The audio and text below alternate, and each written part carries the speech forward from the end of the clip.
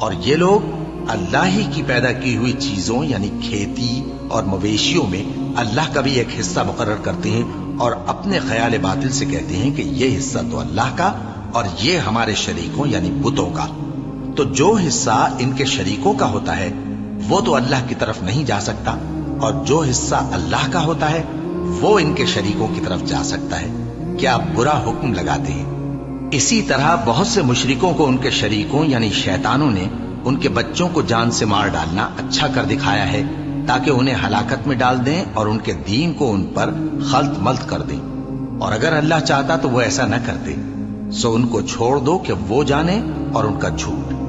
اور اپنے خیال سے یہ بھی کہتے ہیں کہ یہ مویشی اور کھیتی منع ہے، اسے اس شخص کے سوا جسے ہم چاہیں کوئی نہ کھائے، اور بعض مویشی ایسے ہیں کہ ان کی پیٹھ پر چڑھنا منع کر دیا گیا ہے، اور بعض مویشی ایسے ہیں جن پر ذبح کرتے وقت اللہ کا نام نہیں لیتے۔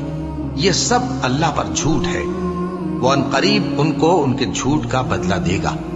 اور یہ بھی کہتے ہیں کہ جو بچہ ان مویشیوں کے پیٹ میں ہے وہ صرف ہمارے مردوں کے لیے ہے اور ہماری عورتوں کو اس کا کھانا حرام ہے، اور اگر وہ بچہ مرا ہوا ہو تو سب اس میں شریک ہیں، یعنی اسے مرد اور عورتیں سب کھائیں۔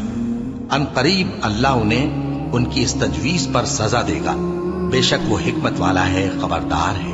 جن لوگوں نے اپنی اولاد کو بے وقوفی سے ناسمجھی سے قتل کیا اور اللہ پر افترا کر کے اس کی عطا فرمائی ہوئی روزی کو حرام ٹھہرایا، وہ گھاٹے میں پڑ گئے، وہ بلا شبہ گمراہ ہیں اور ہدایت یافتہ نہیں ہیں۔